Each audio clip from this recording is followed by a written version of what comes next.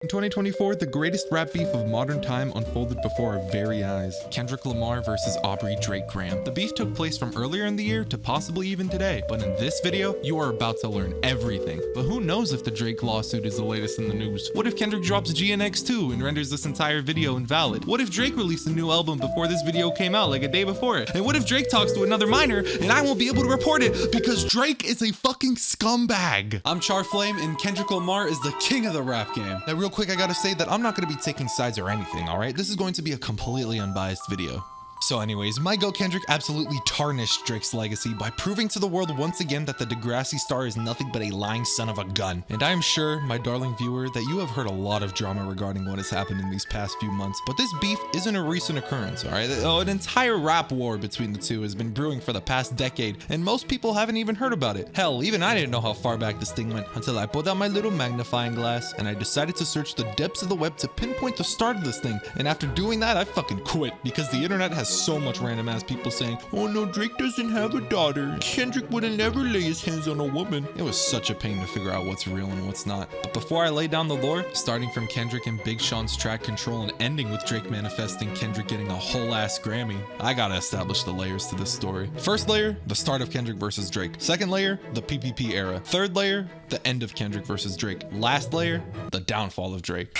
Real quick though, I'm gonna be replacing this word with playa and sometimes homie. Alright, let's start. Back in 2011, Kendrick and Drake were a couple of pals. In an early interview relative to his career, Kendrick said that him and Drake clicked immediately, and he even let Drake be the first person outside of his own team to hear his debut album, Section 80. Drake even bestowed K-Dot with a feature on his own track, Buried Alive interlude, on Drake's 2011 album, Take Care, which, by the way, was a banger. You can hate or love Drake, but the album is still goated. You can suck my dick. But shortly after, in 2012, Kendrick made Good Kid, Mad City, in which he'd return the favor and give Drake a feature resulting in Poetic Justice. And a couple of days later, A$AP Rocky made Fucking Problems featuring Kendrick, Drake, and 2 Chainz. But after these 3 collaborations, Kendrick and Drake would never make a song with each other again. Fast forwarding a bit to 2013, tensions started to rise between the two. Big Sean invited Kendrick for a feature on his song Control, and Kendrick was like, fuck it, I'm gonna do some playful banner. So he proceeded to name drop 11 rappers, and he basically told them all, I love y'all, but I'm better. Suck my dick. And most of these rappers who got name dropped, like A$AP Rocky, didn't give a shit that Kendrick was tooting his own horn. And every rapper brags about being better than one another, but Kendrick dissed everyone in a very direct way than most artists who like to throw in some pussy ass sneak disses. But you know who else likes to brag about themselves? Drake. Drake had an interview afterwards where he was asked to give his thoughts on the Big Sean and Kendrick track Control. And Drake was like, was that real or was that just for the people?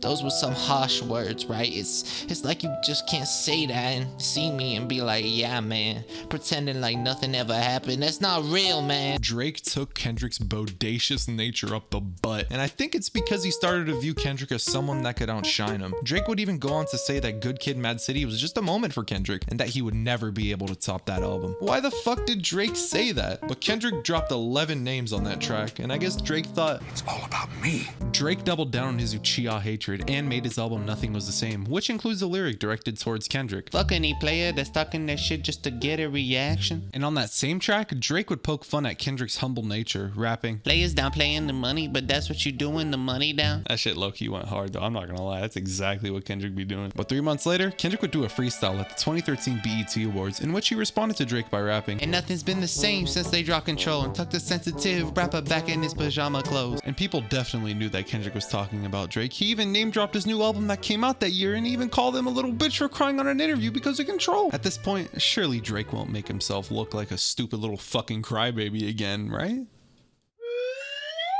Drake topped on a remix with Future for a song called Shit. Pretty ironic, right? But in that song, Drake said, and if a player say my name, he the hot shit. But if I say the player name, he's still the hot shit. Fucked up. Lucky I don't feed into the gossip. Now there's quite a bit to unpack here. Besides the fact that he's crying like a little baby, Drake literally says he doesn't feed into the gossip, even though that's exactly what he's done by making it personal and by rapping on a song that's literally meant to take a jab at Kendrick. But now that the beef has been ignited, a giant load of gasoline would be dumped onto the fire. Fast forwarding to 2014, a few months after the Shit remix, Drake would have an interview with ESPN in which he comes off as envious of Kendrick's career, and at that point, Drake would attempt to put Kendrick in his place through some very hostile jabs. The people conducting the interview were gassed at the fact that this could change their lives forever. They were sitting on this bombshell of an interview that could ignite one of the biggest rap wars during the mid-2010s, but before the tape had the chance to air, one of the interviewers contacted Kendrick's label Top Dog Entertainment, and they told him, don't do nothing, don't say nothing. And the interviewer agreed by responding with, I'll let y'all handle it. From this moment on, Kendrick and his team were aware of the slander Drake spoke on that interview, and Kendrick would go on to take note of this just in case he ever had to diss Drake in the future. But Drake's team also reached out to the interviewers and requested that the interview should be pulled as to not stir up any big drama between the two, and that if they aired that interview, Drake wouldn't host the ESPY Awards in 2014. You might be wondering, what is a PPP? Well, I'll tell you, pink puffy pussies. Kendrick and Drake started to become some real pink puffy pussies by dissing each other more frequently, but in very nuanced ways. During the 2014 Grammy Awards show, Macklemore won Best Rap Album for his hit classic Whatever the Fuck. Then after the show, he'd go on to publicly apologize to Kendrick for robbing him of his Grammy. Pink Puffy Drizzy would see this kind-hearted message from Macklemore and then instantly call him out for having a cheap apology, in that if he truly felt bad, then he would have apologized to everybody else nominated for that Grammy. I don't think Drake realized that his album paled in comparison to Good Kid, Mad City, and Yeezus, but it's funny that he thought his album could stand a chance. I still can't believe Shit Fuck by Macklemore won that Grammy that year. That shit is so fucked up. But after the Grammys, things were quiet between the two, until a year later when 2015 summer came around and Meek Mill, aka Mr. French Fries on my lap by the pool, decided to drop his hit new album Meek Chill, which included a Drake feature. But out of nowhere, Meek accused Drake for using a ghostwriter, which ended up in that whole fiasco between the two, and the only thing we got out of that was Back to Back, which was produced by this fucker. These albums are goated. Everything after fucking sucked. But after Meek accused Drake of ghostwriting, Kendrick made the masterpiece known as To Pimp a Butterfly, which had the track King Kunta on it. Fans speculated that Kendrick was dissing Drake on that track, with Kendrick rapping, I can dig rapping, but a rapper with a ghostwriter? What the fuck happened? It's a great bar from Kendrick, but he's not directly calling Drake out. He's doing it subtly like a pink puffy pussy. A few months after King Kunta, Drake would hop on as a feature for the song 100 by The Game, and once again, fans speculated that Drake sneak dissed Kendrick on this track, with Drake rapping, I would have all of your fans if I didn't go poppin', I stayed on some conscious shit. Best I Ever Had came out in 2009, 2 years before Kendrick was in the limelight, and you're telling me that was some conscious shit and not pop? Now let's skip a bit forward to when Drake was at the top of all of the music charts, but Kendrick was at the top of all of the critics' hearts. Aww. In 2016, Drake released his album Views, and the Lucky I Don't Feed Into the Gossip star made a track called Summer 16, bragging about how he has a bigger pool than Kanye, and he thinks he's on the same level as Jay-Z. Drake being boastful feels so corny, and I get that he was trying to be clever like Kendrick, but I feel like only Kendrick could pull off that boastful nature. But a year later, Drake would drop his mixtape More Life in March 2017, which did good, but a month later, Kendrick would drop his album Damn, which ended up getting a lot more praise than More Life and Views. Also, I don't give a fuck if I'm glazing the shit out of Kendrick, alright? He dropped the song Humble, okay? Drake never grew up with syrup sandwiches and crime allowances. But after Drake got his last two albums heavily overshadowed by Damn, in the public eye, he kinda looked like a pink puffy pussy. So Drake decided to throw in the towel by commenting on a post regarding Damn outselling him, and he wrote, amazing to see our music moving. And Drake even liked a fan's comment asking for him, J. Cole, and Kendrick to collab on a song. And the beef was over. Drake squashed the beef for good, and people took Kendrick's silence as a show of no ill will. Thanks for watching, everybody. But another year later, in 2018, K-Dot had the chance to make the Black Panther soundtrack, and he took that album as an opportunity to respond to Drake's heartfelt apology. Fuck you and your expectations. I don't want your congratulations. I recognize the false confidence and calculated promises on in conversation. Fans speculated that this was Kendrick telling Drake that he doesn't care about ending the beef and that Kendrick's gonna stand on business. Everybody started to notice the drama once again heating up between them, and even Obama was asked to give his take on which side he'd be on. If Drake and Kendrick Lamar got in a rap battle, who do you think would win? In 2015, I blew up a hospital and I killed 42 people. Drake never responded to all the stars, and Kendrick didn't release music for a while after the Black Panther album, until 4 years later in 2022, Kendrick would finally drop the long-awaited Mr. Morale and the Big Steppers. I guess that Drake was waiting for another response from Kendrick, because a year later, Drake hopped on stage during his 2023 It's All a Blur tour, saying, I know it's summertime, I've gotta give y'all shit. I don't know about these guys that go away for like 3, 4, 5 years and chill out and all that shit. That's not me. But after this obvious call out towards Kendrick, Drake would announce that he'd be dropping his album For All the Dogs, which included a track that Drake made with J. Cole called First Person Shooter. In this song, J. Cole would claim that him, Kendrick, and Drake are hip-hop's big three. Cole would go on to rap, love when they argue the hardest MC. Is it K-Dot, is it Aubrey or me? We the big three like we started a league, but right now I feel like Muhammad Ali. J. Cole was throwing friendly jabs at every other rapper, rapping about how him, Kendrick, and Drake are the top 3 in hip hop, similar to how Kendrick was tooting his own horn in Big Sean's Control. But Kendrick took this as a jab against himself, because during that same song, Drake would single Kendrick out of the big 3 by rapping, "I love a dinner with some fine women when they start debating about who the GOAT." I'm like, go on ahead, say it then. Who the GOAT? Who the GOAT? Who the GOAT? Who the GOAT? Who you bitches really rooting for? Like a kid that act bad from January to November? It's just you and Cole. This bar is actually pretty fire, because if you're naughty before Christmas, you get Cole, and Drake is saying that he's a bad boy. That's the GOAT. So it's just him and Cole, like Cole that you would get in your stockings. Lol. This would be noted as the final diss during the PPP era. Throughout this entire time period of 2014 to 2023, Kendrick Lamar and Drake only dissed each other through subtle jabs and non-direct bars, which is why I named it the Pink Puffy Pussies era, because these two were being some real pink puffy pussy. But now that we know that shit, it's finally time for the main arc.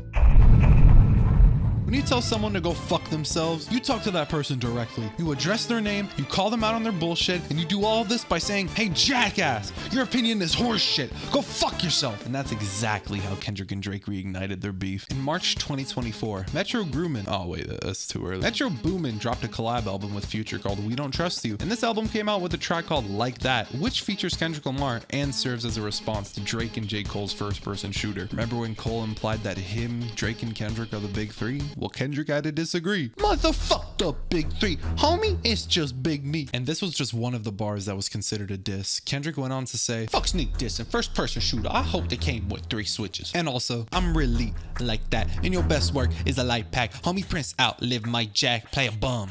For all your dogs getting buried, that's okay with all these 9s. He gon' see Pet Cemetery, play a bum." Kendrick directly called out Drake by saying, "Fuck first person shooter and fuck for all the dogs." And from this point on, most people in the music industry started to mutually agree that they hate Drake. So a lot of other artists decided to hop on the fuck Drake train as well. Metro and Future would also throw some shots at Drake with the title track We Don't Trust You, with Future rapping, "You a homie, number 1 fan, dawg. Sneak dissing, I don't understand, dawg. Pillow talking ain't like a fed, dawg. I don't need another fake friend, dawg." Future called Drake out for being a sneak dissing, pillow talking fed, which is pretty much him calling Drake a bitch. And yeah, he wasn't as direct as Kendrick was, but it came out on an album with the entire theme of it being trust issues, so that's how direct it'll get from Pluto. 2 weeks later, J. Cole responded with the track 7-Minute Drill on a surprise album drop called Might Delete Later. And you know his humble ass deleted that diss later. But in the track, he came off strong by responding to Kendrick with, "Yo first shit was classic, yo last shit was tragic, yo second shit put homies to sleep but they gassed it, yo third shit was massive and that was yo prime." His humbleness went after Kendrick's entire fucking discography, and the shit talking didn't stop there. Cole would also rap on about how Kendrick only drops a hard verse every 30 months and that he only dropped 4 albums in 12 years, which was a reference to Jay-Z's response to Nas on the track Takeover. Cole eventually realized that his opinion was dog shit, so he ended up deleting the song later and apologizing to Kendrick for it at the 2024 Dreamville Festival. Imagine performing at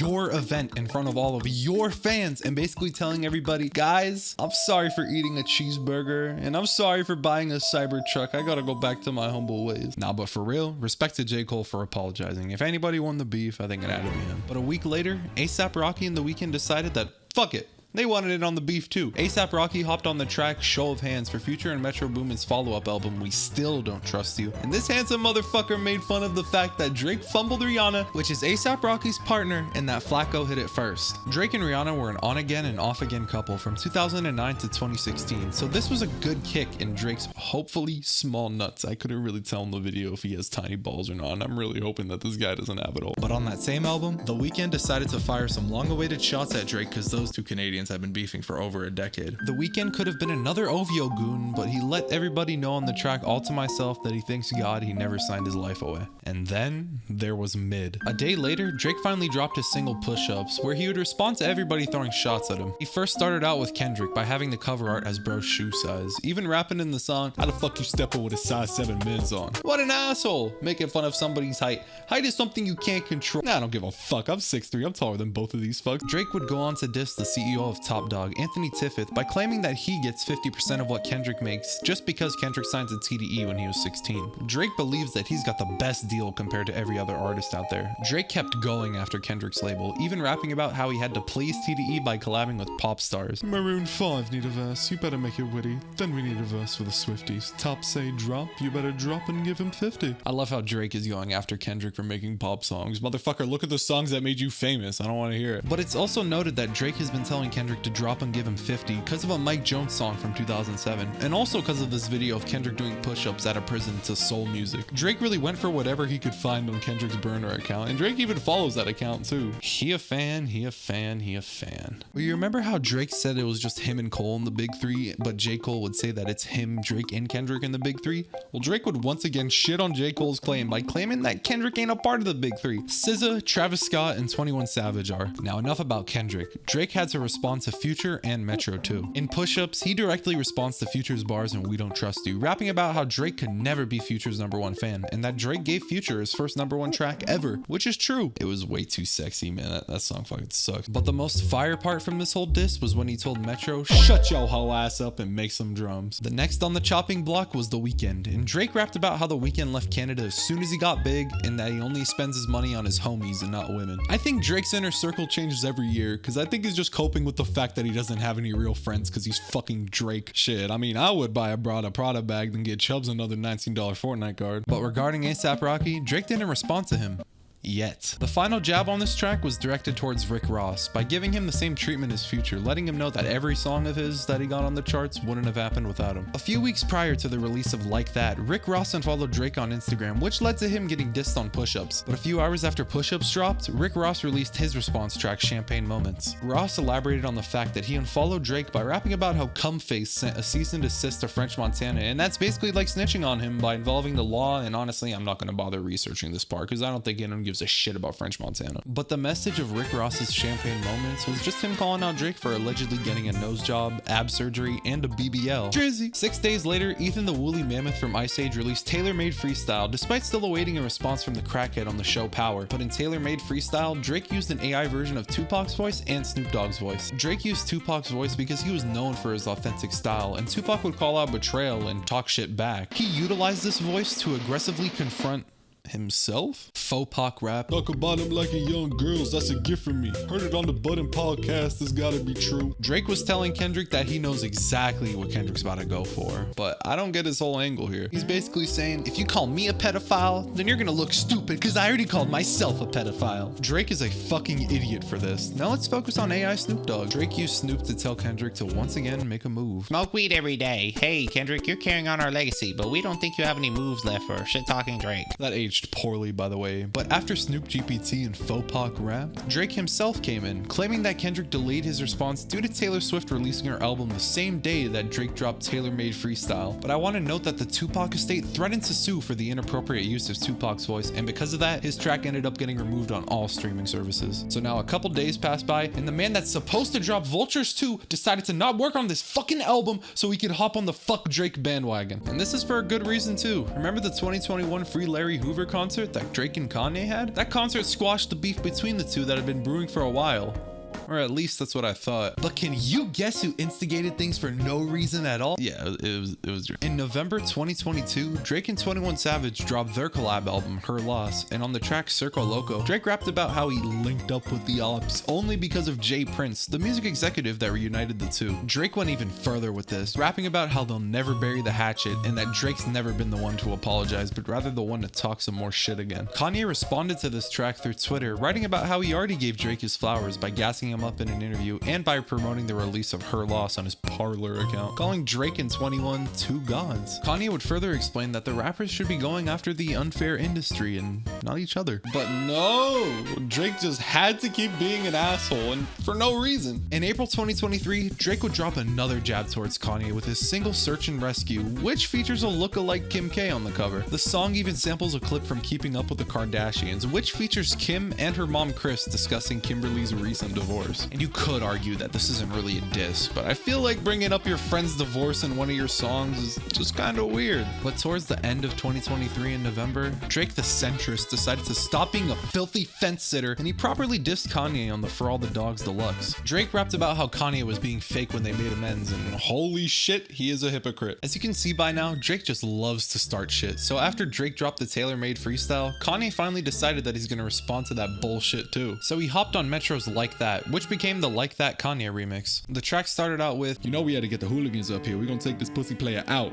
Yo, Dot, I got you. and Kanye would go on to diss Drake and even J. Cole. Kanye's delivery on how he dissed Drake was hilarious. Y'all so out of sight, out of mind, I can't even think of a Drake line. I love how Kanye knows that you can just call out Drake for being Drake at this point, and that in itself is a diss. But what's really fucking funny is when Ye rapped, play J. Cole, get the pussy dry. J. Cole was out of the beef around this time, so I bet he was seething at the fact that he didn't have a chance to diss Kanye back. And that's what you get for getting a fucking cheeseburger, you liar. Stick with your humble meal. But now it's time for the best fucking part.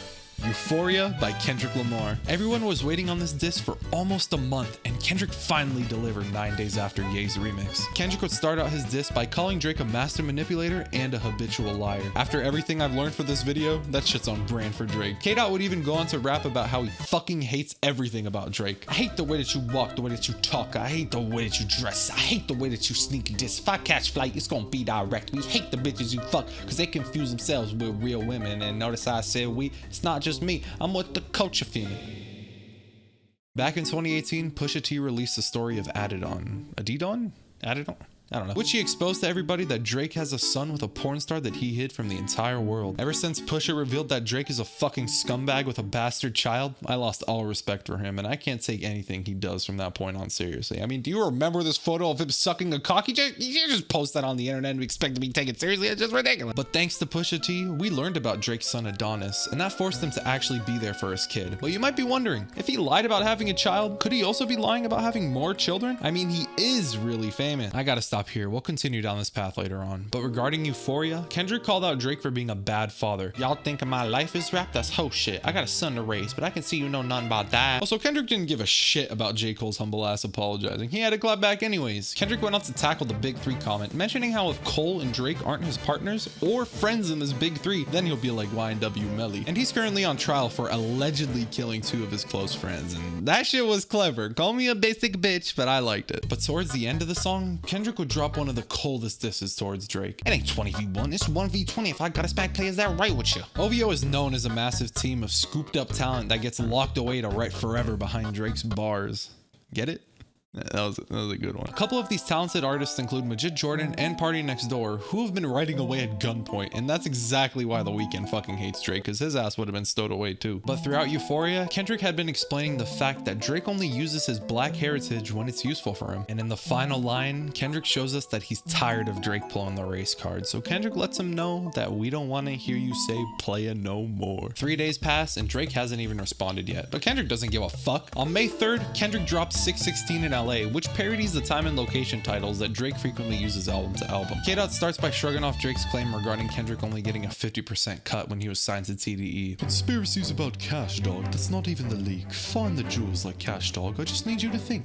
Are you ready to play? Have you ever? Let's see. Have you ever thought that OVO is working for me? Drake has been digging for dirt, while Kendrick reveals that he's been getting his dirt directly from the source. Kendrick reinforces this claim throughout the track and also calls Drake out for being a bully with the bar, Fake bully, I hate bullies. You must be a terrible person.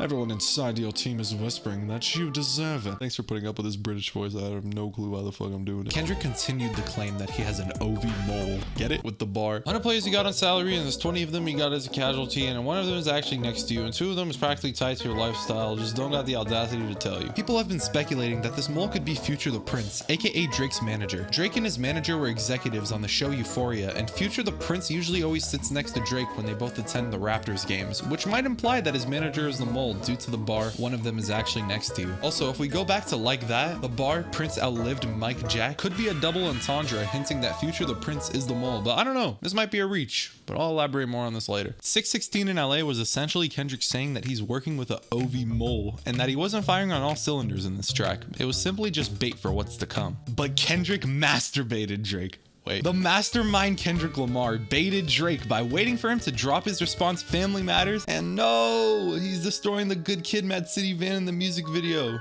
I wish Kendrick would have responded with him blowing up the CN Tower. Drake's clever team of ghostwriters came up with the fact that Kendrick is unfaithful and cheated on his fiancée Whitney Alford with white women. But Kendrick already admitted this on Mother I Sober, but I get that Drake was trying to throw a dig at him. Alright, but I'll admit that Drake actually did come up with something though. He suggested that Kendrick's kids are not his and that they actually belong to the former president of Top Dog Entertainment, Dave Free. Drake even used the screenshot of a double heart emoji comment that Dave Free left on Whitney's Instagram for the final diss, The Heart Part 6. And I'll elaborate more on this later, don't worry. Drake claimed all of this with the bar, Your baby mama captions always screaming, save me. You did it dirty all your life, you trying to make peace. I heard that one of them little kisses might be day free. Don't make it day freeze, cause if your GM is your BM secret BD. Drake would go on to claim that Kendrick beats his wife with the bar, They hired a crisis management team to clean up the fact that you beat on your queen. Now this bar could mean two things. The first thing being the drama in 2014 regarding Kendrick allegedly beating a woman in Las Vegas, which did involve a crisis management team. But for a good reason. There's been an old video that has resurfaced recently of a woman claiming that she worked as a security guard for a hotel that Kendrick was staying at in Las Vegas, and the security guard explained that she saw a woman who was beaten severely by the doings of a famous rapper, aka Kendrick Lamar. It's noted that the crisis management team was most likely hired due to the fact that Kendrick and his team wouldn't want a false rumor degrading his reputation. More of the situation was exposed on the website okliar.com, but it was dissected by this guy on Twitter, and I'll leave a link to it in the description. Now regarding the second and more explicit reason that Kendrick has been abusive to his fiancée of almost 20 years, this could be true. In 2012, Kendrick hopped on as a feature for the song His Pain by BJ the Chicago Kid, in which Kendrick raps, "A month before that I cursed my mother and slammed the door. 6 months before that I hit my woman, she hit the floor." This sounds bad, but Genius notes that this could be from the perspective of one of Kendrick's friends. Earlier in that same song, Kendrick raps, "Yesterday my homie had told me his brother died. A day before that his homeless uncle was caught outside."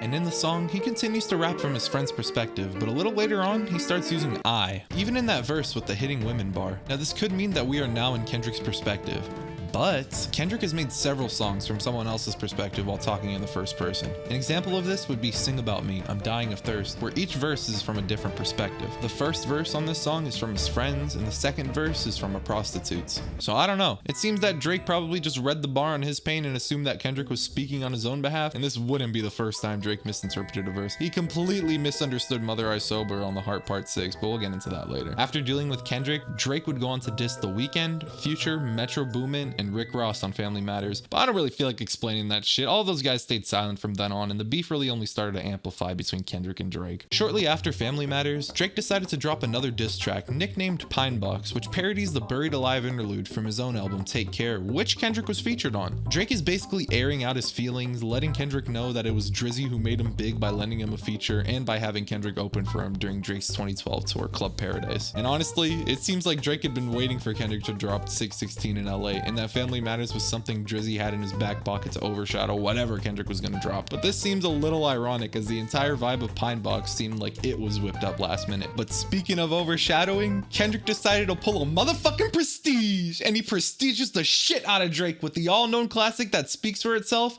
Meet the Grams. I need some hot tour.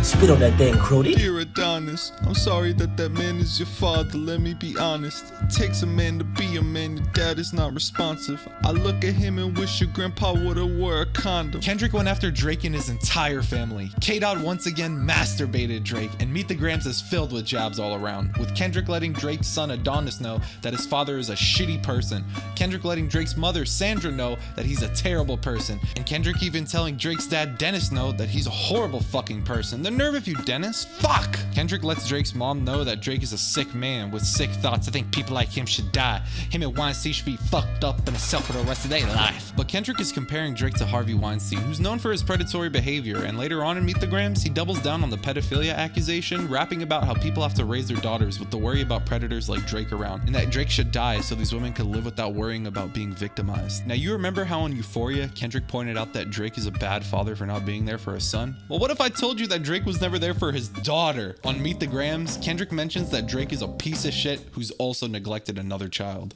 Dear baby girl, I'm sorry that your father not active inside your world. He don't commit to much with his music, yeah, that's for sure. He is narcissist, misogynist, living inside his songs. Try to store families rather than taking care of his own. Should be teaching you timetables or watching Frozen with you. Or at your 11th birthday, singing poems with you. Instead, he being Turks, paying for sex and popping purse examples that you don't deserve. I wanna tell you that you're loved, you're brave, you're kind. You got a gift to change the world and could change your father's mind. Cause our children is the future, but he lives inside confusion. But he's always been illusion, but that's the life he's used to. His father probably didn't claim him neither. History do repeats itself, sometimes it don't need a reason. But I would like to say it's not your fault that he's hiding another child. Give him grace, that's the reason I made Mr. Morale. Kendrick somehow got info that explains the existence of an 11-year-old girl that Drake neglected. But it's worth noting that shortly after the song was released, Drake and Oviho attempted to debunk the existence of the second child by mentioning that Drake had somebody feed Kendrick false information, and one of the ways Kendrick did this was by hiding a little girl in the background of the Family Matters music video, so he could once again prestige Kendrick. But honestly, I think Drake got lucky with some random ass graffiti in the back of his music video, and I don't think it's too far-fetched that Drake could have a daughter, and we all know the shit that went down between Drake and Pusha T. Thank you, Pusha T, for giving that boy a father. So I feel like this daughter could very well be real, just because the fact that this wouldn't be the first time that Drake lied about having a child. Also, I want to mention the fact that back in 2015, Drake was voluntarily paying a waitress with a 2-year-old daughter $15K in child support until he could establish if he was the father or not. And if we align the timeline with this and now, this little girl would be about 11 years old. Kendrick never brought up this daughter claim again, and I think he did it to keep her identity safe, because K-Dot wouldn't want to ruin a grown little girl's life with unwanted attention. That's Drake's job. But on the initial cover art of Meet the Grams, we're shown an embroidered dress shirt from the Short T collection by the clothing brand Arctic, which features a bulldog on it, which could be a jab at for all the dogs, a jeweler's business card, jewelry receipts, Ozempic, which is used for quicker weight loss, and prescription pills. According to DJ Academics, I know. These items were stolen from Drake's dad, Dennis Graham. The jewelry card is from Nadine Gossin? I don't give a fuck. Who's known to be Pharrell's, Lil Yachty's, and of course, Drake's jeweler. Nadine is noted for making the diamond and gold encrusted dog leash that Drake used for his music video, First Person Shooter, which is where all this beef stems from. The next item are receipts from Popular Jewelry Group, and it's theorized that these receipts are for a replica of Kendrick's fiance's engagement ring that Drake bought for the Family Matters music video. Or this could just be a receipt for some jewelry Drake bought, as this was foreshadowed before on 616 in LA. Find the jewels like Cash Doll? I just need you to think. Now the last item is a bottle of Zolpidem, which is essentially just Ambien and is used to treat insomnia, which Drake supposedly has. A lot of people thought that this entire image could be fake or AI until we finally got a closer look thanks to Twitter user Ebony Prince 2K24. EP24 states that King Kendrick Lamar is not a liar and he's not a thief, with a video that shows EP24 being in possession of the cover art's items. We're shown these items in detail, and we also learned that Drake is also taking Adderall, which makes sense. Oh my god. Yeah. Oh my god. I'm sorry. Later that day, EP24 also posted a screenshot of surveillance footage, which seems to be from a hotel that Drake stays at every single time he's in New York. While the dates on this picture aren't important, as they don't line up with the medicine bottles, it's noted that this could have been the place where Drake's mole could have stolen Dennis's bag for Kendrick. But who could that mole be? I said that I'd elaborate on it being Drake's manager, Future the Prince, because EP24's name is Ebony Prince 2K24, and his manager is Future the Prince. Coincidence? Probably, I don't know, it's just so much fucking speculation at this point. The Meet the Grams cover was deleted and replaced with a solid black square, as rumors surfaced that Drake or his OVO team planted the evidence to make Kendrick look bad. However, this could be Drake's team attempting to do damage control, as they claimed that the Maybach gloves were a dig at Rick Ross and his label Maybach Music. The Ozempic also could have been another dig at Rick Ross for being a chunky guy, but it's noted that streaming services don't allow any personal information on cover arts, and if Kendrick was truly fed false information, he would have removed the cover art from Meet the Grams on YouTube. But he didn't. And before we pivot to Not Like Us, it's important to point out that on November 8th, 2024, Kendrick was nominated for a Grammy thanks to Not Like Us. And all Drake had to do was point out that Kendrick just opened his mouth. Someone go hand him a Grammy right now. The day after Meet the Grams dropped, the certified boogeyman himself released Not Like Us, which is the final nail in the coffin for everybody at OVO, because Kendrick's calling them out for being the worst thing a person could ever be. A pedophile. Let's first start off with Drake. I hear you like him young. You better not ever go to cell block 1. Any bitch that talked to him and they in love, just make sure that you hide your little sister from him. In 2017, it's been known that Drake and the Stranger Things star Millie Bobby Brown were close friends, and at the time, Millie was only 13 years old, and she held high regards for Drake in an Instagram post calling him fantastic and a good friend. The bond between these two clearly raises some eyebrows due to the obvious fact that this 31-year-old guy is hanging around texting a 13-year-old girl. But Drake would even text her shit about boys and also, "I miss you so much." From the looks of it, these two probably don't have anything weird going on besides Drake maybe wanting to roleplay as a teenage girl spreading some hot goss. But for some reason, the weird shit with Drake and younger women doesn't stop here. I feel like not many people know about this, but in 2018, it was revealed that Drake was dating a model named Bella Harris, and at that time, she was 18. But what's really fucking strange is that Bella posted a photo of her and Drake with the caption, "Too good," heart emoji, and that was in 2016. Bella was 16 at that time. I don't know if Drake was grooming her until she was 18, or he was already up to some weird shit with her as a teenager, but what the fuck is up with the aura in this picture, man? It's so strange. He even rented out an entire restaurant for them to have their, hopefully, first date. It's so strange seeing the lengths that Drake will go to have a date with a brand new adult. Drake, if you're listening, it doesn't end here for you, you sick fuck. Up until this point, I've speculated relations with Millie and relations with Bella when she was 16, but fucking proof that Drake victimizes younger women exists. A video has resurfaced of Drake bringing up a fan on stage, acknowledging that she's only 17, and then proceeding to kiss her on the mouth in front of an entire audience. Now, I do want to note that this girl did come forward and state that she didn't think anything of it and that she didn't care that it happened. But it's all about the principle. If Drake was comfortable doing that shit on stage to hundreds of people, just think about what he does in private. Oh yeah, it also doesn't end there. Another girl that Drake had been known to be in contact with was Hailey Baldwin, who is now Hailey Bieber. In 2011, Hailey Bieber, who was 14 at the time, and Drake were known to be good friends. But in 2016, Drake started dating her, and people started to speculate that he in fact could have groomed her because he waited until she was legal. When Hailey was 16, she attended Kylie Jenner's Sweet 16 party, and the performer of that party was Drake. Now about Kylie. At this party, Drake kissed Kylie on the cheek in front of everyone, including her boyfriend at the time, Jaden Smith. And what did Drake end up doing with Kylie 5 years later? She became Drake's side piece. Alright, I know that's weird for me to say, but I'm not the one who thought about saying that. Drake had once again took advantage of a girl that he's known since she was a teen. In the 20 Hoes remix by Future with Young Thug and Drake raps, "Real shit, Kylie Jenner, that's a side piece." Drake's association with minors ends here. Right after this fucking bombshell, Sydney Christine, or Cece, is a model and musical producer who is known for creating the beat for Drake's 2019 track Money in the Grave. In a Complex interview, she spoke about how easy her upbringing was because of how the only artist she's ever had to reach out to was Drake. This was because of the fact that Drake had been following her on Instagram since she was 16. And this is alright, but it's still weird for a 27-year-old to be following a teenager. In 2023, Cece hopped on an interview for the No Jumper podcast in which she revealed that she was followed on Instagram by Drake due to the fact that Drake was a fan of one of her teammates, which is really fucking weird because Cece's teammate was also a 16-year-old girl playing high school basketball. And Cece told her friend, "Oh shit, bitch, you got Drake to follow me? Like, what the hell? That's so crazy." And from then on, she decided that she had to meet Drake. But why the fuck was Drake hanging around little girls' high school basketball games? What business does he have there? Drake hasn't done anything romantic with Cece, but who knows how many other of these games he's went to. Okay,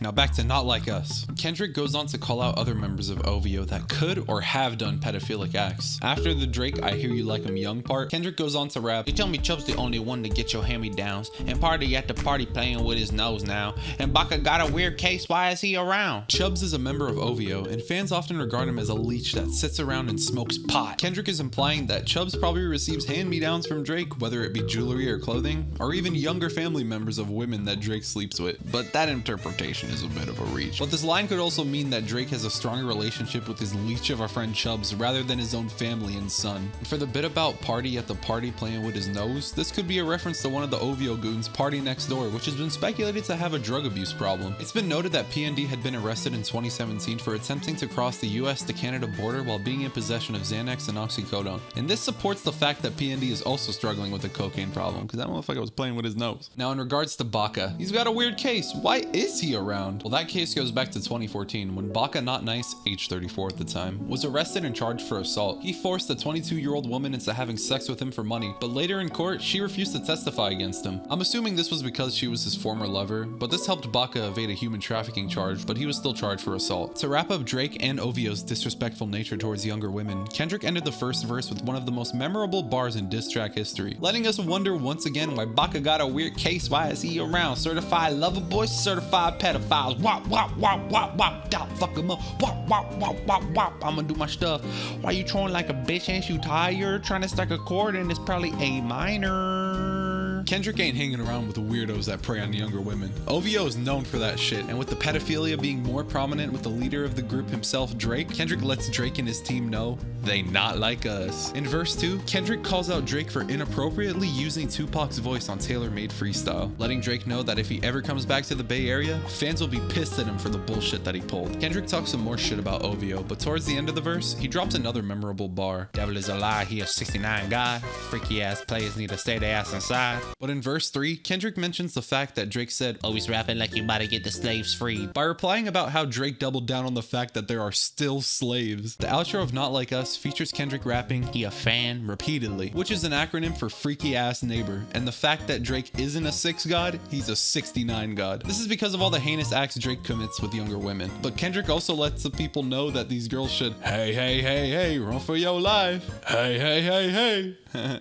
Fat Albert. He was voiced by Bill Cosby. Kendrick closes out Not Like Us by letting Drake know that he's an OV ho, and that the Step This Way bar could be Kendrick mocking the Tootsie Slide. Also, it's noted that the cover of Not Like Us resembles a sex offender map, with Drake's mansion as the area and these icons representing OVO members. Now, before the final track, Metro Boomin popped out of nowhere and decided to let Drake know that his ho ass ain't done making drums. Metro dropped BBL Drizzy, which is a beat with an incentive attached for anyone that wants to hop on it. Whoever makes the best track using the BBL Drizzy beat will win a free beat and 10k from Metro. But as soon as Metro decided that he wanted to join during the heat of the battle, he faced the fate that Drake also faced when K-Dot and his team were digging for dirt. People started looking at Metro Boomin's strange older tweets, which birthed the name Metro Groomin. Now, I don't know what the fuck Metro was up to back then. Apparently him and Drake have a lot more in common, but we can ignore Metro from now. I don't feel like explaining all that. It is finally time for the final track, The Heart Part 6. But before I dissect it, here's a tweet that perfectly captures the essence of this entire diss. First off, the song named The Heart Part 6 is Drake's response towards Kendrick mocking Drake's timestamp series by imitating Kendrick's The Heart series, because Kendrick copied Drake's timestamp series first, so Drake had to respond with his own parody of Kendrick's The Heart series. It's fucking confusing, but Kendrick did the funny joke first and Drake tried to say it louder, but he ended up having a voice crack. Also, fuck you, Drake, for always copying people. But Drake starts off the diss with addressing the 11-year-old daughter rumors by stating that him and OVO made a fake daughter up so Kendrick would take the bait and look like a fool. This honestly seems like made up damage control due to Drake's past with having hidden children, but Drake raps,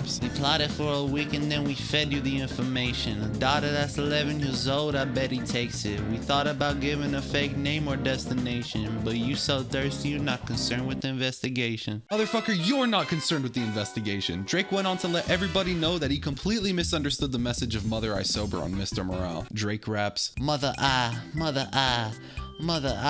wait a second. That's the one record where you say you got molested. Ah, fuck me. I just made the whole connection. It's about to get so depressing. This is trauma from your own confessions. This when your father leave you home alone with no protection. So neglected. That's why these pedophile raps is shit you so obsessed with. It's so excessive. They acting like it's so aggressive. The whole message of Mother I Sober was Kendrick talking about how he wasn't molested by his cousin, but no one believed him. This was proved on the bar. Family ties, they accused my cousin. Did he touch you, Kendrick? Never lied, but no one believed me when I said he didn't. Drake goes on to diss Kendrick's fiance Whitney, judging up once again that Kendrick's children aren't his and that the father is Dave Free. Drake's proof for this is so funny because you can tell that he isn't concerned with the investigation. Drake raps, What about them bones we dug up in that excavation? And why isn't Whitney denying all of the allegations? Why is she following Dave Free and I'm Mr. Morale? You haven't seen the kids in 6 months, the distance is wild.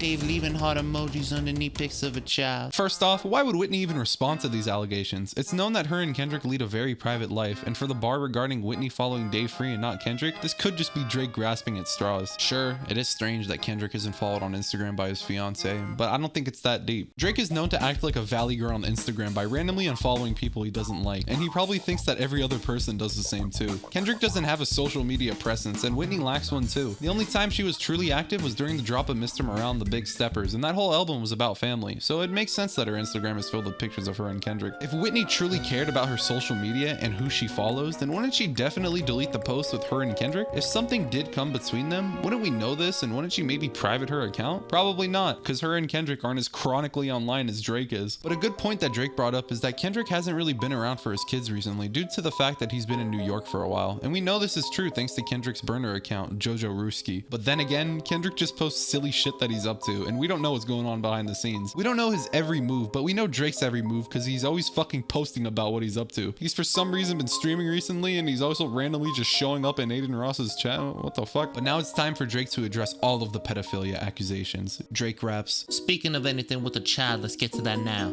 This Epstein angle was the shit I expected. TikTok videos you collected and dissected. Instead of being on some disdirect shit, you'd rather fucking grab your pen and misdirect shit. Drake really fucking said that he knew that Kendrick was gonna bring up the fact that he is most likely a predator. It's pretty fucking weird that he didn't deny any of the allegations, and he didn't even say if it was true either.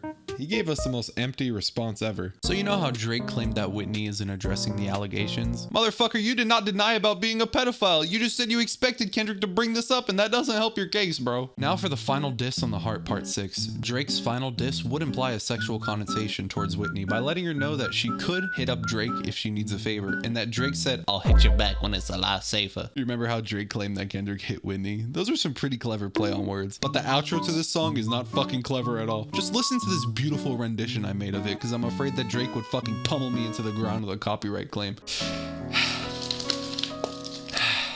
Yeah, I'm not gonna lie. This shit was some good exercise. It's good to get out, you know, get the pen working. You'd be a worthy competitor if I was really a predator. And if you weren't lying to every single blogger and editor. But it is what it is.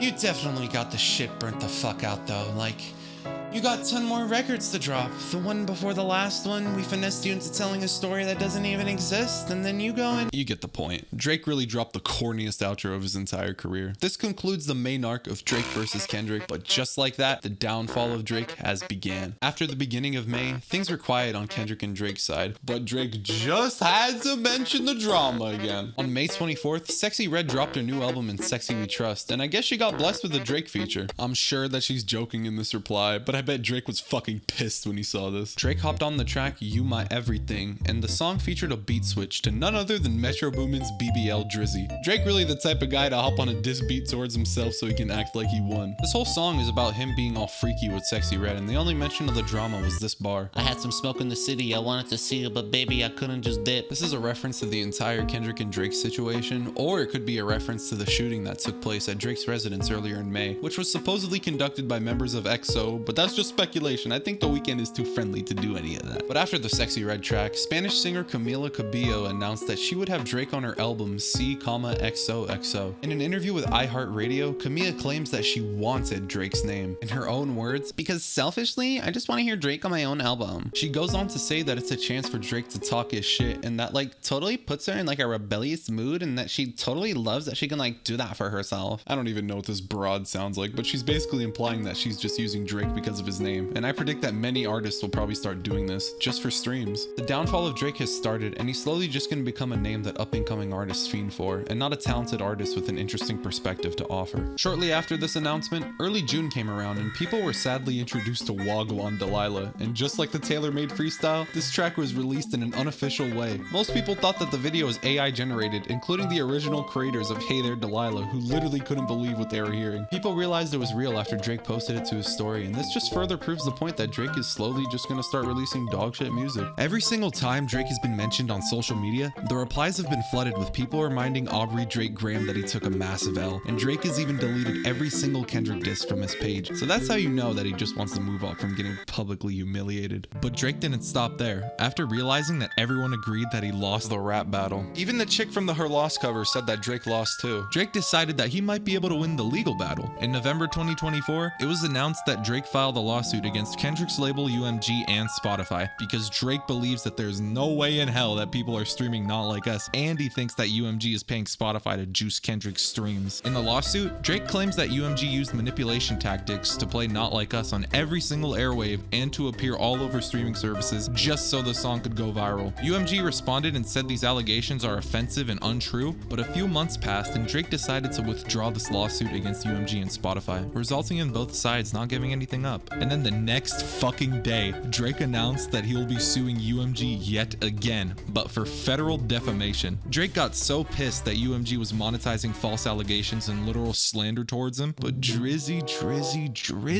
isn't that what you did to Meek Mill after he called you out for your ghostwriting? I guess what goes around comes around, so stop crying like a little baby when you're on the receiving end of getting dissed, dumbass. As of now, this lawsuit is still ongoing. In the full court document, it wrote about how Drake had to pull Adonis from school and out of the country because of how much people hate Drake and his family, which really fucking sucks. And there's a lot more shit in the document writing about how bad this whole situation is and how it affected Drake and his whole family and everyone around him. And I think that besides all these silly little jokes that I've made and the pure Kendrick glazing and outright hatred towards Drake that was these last 45 minutes or so, it's important to remember that Drake is just a guy. And sure, as you saw by now, he's been accused of doing a lot of weird shit, but he's fucking stressed out, man. I mean, do you see how fucking dead he looked in that Aiden Ross Christmas special? Kendrick really took the joy and whimsy out of him. God damn. And before we wrap things up, I was planning on making more content regarding this whole beef, but I held off on it. Kendrick released GNX, which had a good amount of references about him and Drake, but it's some real low-key shit, and Drake didn't even respond to it yet. But I think that's it for now. This Kendrick and Drake bullshit took way too long to complete, and I'm really fucking happy that it's over and I won't have to think about two men fighting over dumbass bullshit. Actually, that is exactly what is cooking up next. But I promise you, after I am done with that, I won't be doing this Keemstar ass, asshole ass, meanie head ass, TMZ ass content anymore, okay? This was just for you, my darling viewer. It's just so you can get enticed into some great fucking potential here on this channel. Please subscribe for some more well thought out content. And also if you want to see this hot steaming pile of shit next. But I'm Charflame, and I'm glad you came.